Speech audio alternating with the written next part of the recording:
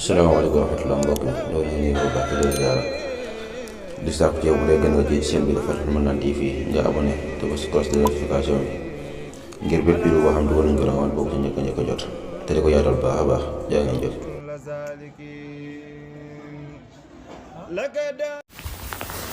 bismillahi rahmaani rahim alhamdulillahi rabbil alamin wasalaatu wasalaamu ala rasulillah muhammadin wa alihi wa sahbihi wa xadimi.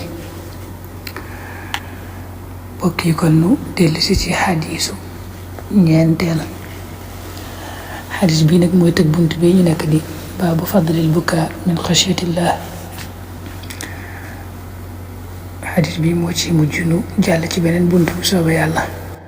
daa tàmbalee waxan abi umaama Suday ibni Ajlaan al-Baahili radiyallahu anhu an nabi sallallahu alayhi wa sallam qaal laysa shay'un de dara ahabba di gën a sopp ilallaahi jëm ci yàlla taala kawe na min qatratayni ci ñaari toq wa atharayni ak ñaari saawo. qatratu dumu'in mooy toq ronkoñ min xasiyatillaahi ngir ragal yàlla. wa qatratu damin ak toq deret tuxraaq wow def na ko tuur fi sabilillahi ci yoonu yàlla.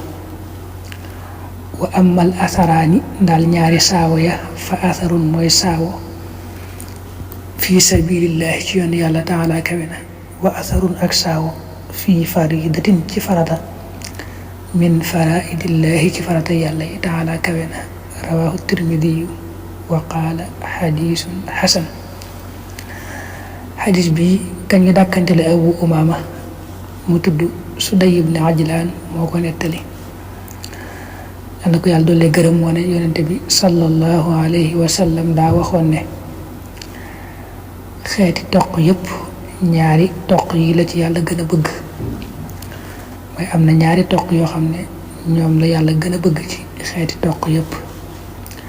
am na it ñaari saawo mooy jeexit rek jeexitu ndëggu yoo xam ne moom la yàlla gën a bëgg ci xeeti saawo yëpp ci xeeti jeexit yëpp. ñaari toq ya yàlla gën a bëgg benn ba mooy toq ronkoñ boo xam ne daa rot te ragal yàlla tax mu génn, maanaam bët boo xam ne daa jooy ronkoñ tuuru te ak ragal yàlla moo waral jooy googu. ba ci des nag mooy toq deret boo xam ne daa tuuru ci yoonu yàlla, maanaam nga doon jihaad ci jamono yi nga xam ne dañ daan jihaad ak yéefar yi di xare ba sa deret toq ci biir xare ba. mu ne ñaari toq yi la yàlla gën a bëgg ci mboolem xeeti toq yi. bu dee ñaari saawo yi nag ñu jeexitu ndëggu yi, benn saawo bu mooy nga soqi sab jéego saawo jëm ci xare ci yoonu yàlla. saawo soosu la yàlla gën a bëgg, mooy jeexitu ndëgglu la. beneen saawo ba muy jeexitu ndëgg ba mooy nga soqi sab jéego jëm ci joox farata joo xam ne yàllaa ko farataal, mel na ngay dox rek jëm ci jàkka ja di julli ci farata. kon daal leen yaari toq yi muy toq ronkoñ boo xam ne ragal yàllaa tax mu génn ak toq deret boo xam ne ca xare ba la génne ci yoonu yàlla la yàlla gën a bëgg ci xeeti toq yi. yaari saawo yi la yàlla gën a bëgg ci xeeti saawo yëpp, muy xeetu jeexit yëpp, muy jeexit joo xam ne ci jeexitu ndëgg loo xam ne ca xare ba nga doon dox jëm ca, ak jeexitu ndëgg loo xam ne danga doon dox di jëm ci joox farata yàlla. la muy shahid ba lam jublu fii nag mooy qatratu dumuh min xashyatillah. loolu rek mooy shahid bi fii, mooy toq ronkoñ mu génn ngir ragal yàlla, ndax bunt bi loolu la fiy jàngale ngëneelal jooy ngir ragal yàlla.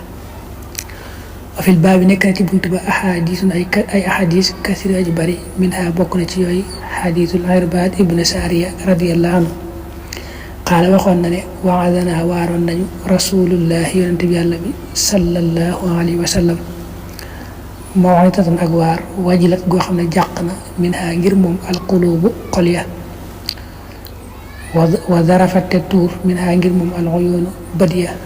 waqad sabaqa te jiitu woon na fii baabi nahyi ci buntu tere xanil bidaa yi walis bidaaya. nee na bunt bi te muy bunt bi muy jàngale am na ay xadis yu baree bari yoo xam ne moom mënoon na koo indi da koo tënk rek muy baabu fadlil bukaa bi min xashatillah bari na ay xadis mu ne sax bokk na ci yooyu xadisu Xirbaad ibnu Saariya ba nga xam ne weesu woon na ca baabu nahyi anil bida. Xirbaad daa nettal ne yonente bi sallallahu alayhi wa sallam dañoo mos a waare wu tàng woo xam ne tax na suñuy xol tiit suñuy bët tàmbale sotti koy ronkoñ. asalaamaaleykum wa rahmatulah mbokk mi loolu ñu ngi ko baax di ziara di sàkku ci yow bu dee gën nga ci chaîne bi Fathul Mannan TV nga abonné te ba si cloche de notification bi ngir bépp vidéo boo xam dugal nañ ko rawal boobu ci njëkk a jot te di ko yaatal baax a baax jaa ngeen jëf.